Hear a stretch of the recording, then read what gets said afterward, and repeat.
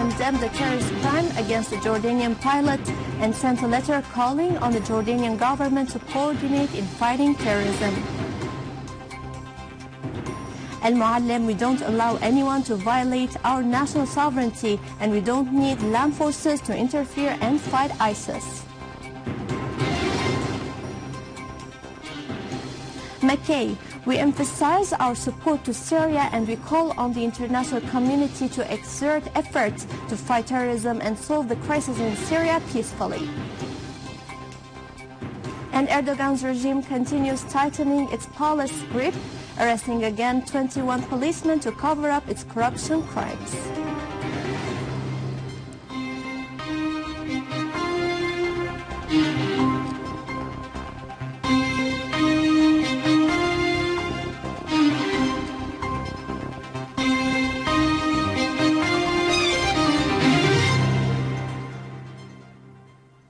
Good afternoon. President Bashar al-Assad received today a letter from his Belarusian counterpart Alexander Lukashenko expressing his country's support to Syria in combating terrorism. President Lukashenko asserted his confidence in the Syrian people's ability to overcome the crisis.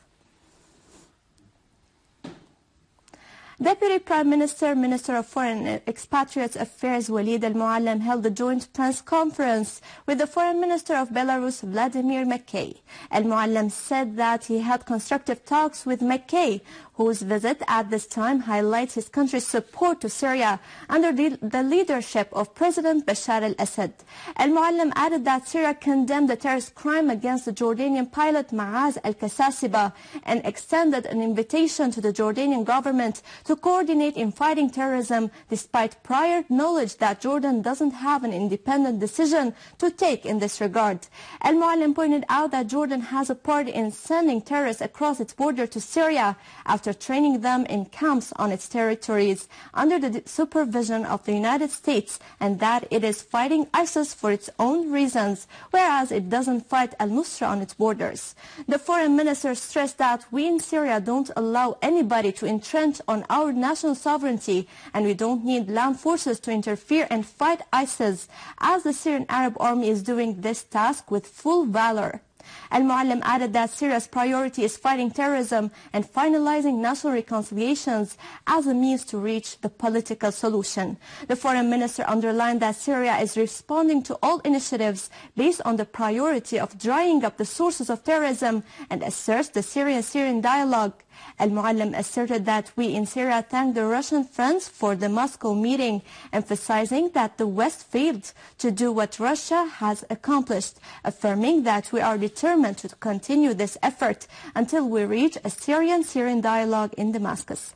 Al-Muallem pointed out that de Mistura's initiative focused on Aleppo city and not on Aleppo's countryside, and it received our welcome out of willingness to achieve an agreement that would realize the unity and stability of Aleppo.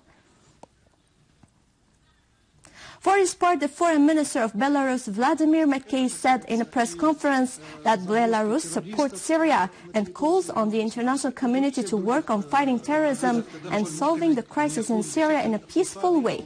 He added that Belarus is confident that Syria would come out of its crisis as a stronger state with high hopes for bilateral cooperation. He asserted that Belarus is fully ready to help and contribute in developing the economic capabilities of Syria, and that the bilateral agreements that were signed today will expand unilateral communication between the two countries.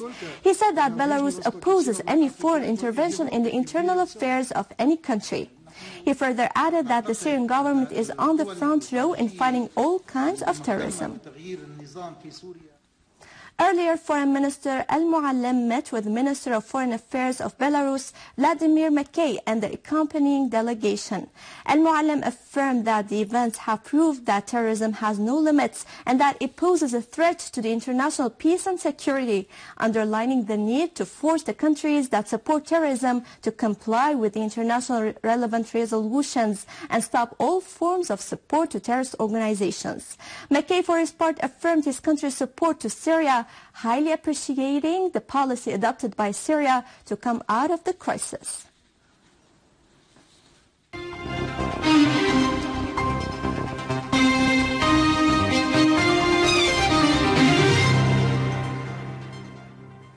Syrian Arab army units have targeted the terrorist gatherings in Al-Rafid village and in the eastern side of Ain al-Tina village in Quneitra province, killing scores of them. A military source has said that other army units killed dozens of terrorists in Al-Mas'ada, Al-Dubiya and south of Rahum in Hom's eastern countryside. 126 wanted persons from Homs turned themselves into the competent authorities to have their cases settled. On January 31st, hundreds of gunmen who were involved in the current events turned themselves into authorities in Idlib, Hama, Homs, and Aleppo to settle their files. Erdogan regime's police detained 21 policemen on suspicion of involvement in what is called illegal bugging on the calls of officials. The measure has been taken in retaliation to unveiling corruption scandals that were perpetrated by the head of the Turkish regime and other close figures. It is worth mentioning that such detention is the 9th of its kind since last July.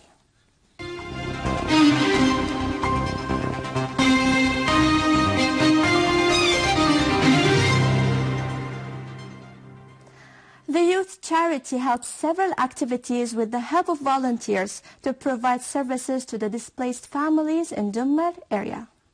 The youth charity in the past years witnessed several achievements and activities by the help with all its volunteers.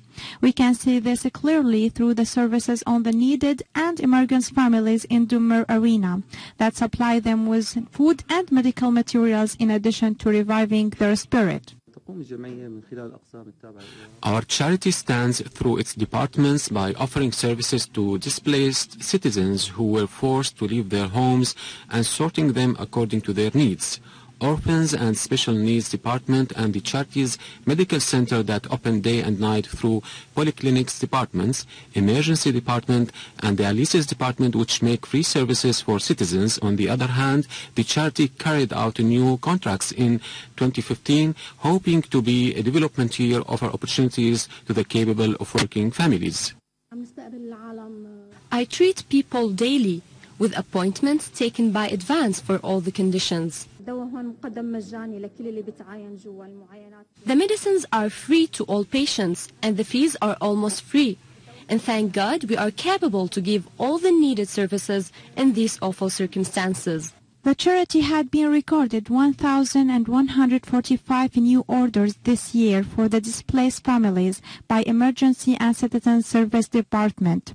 It also appointed departments specialized in orphan caring and want to supply the families with medical and educational aid.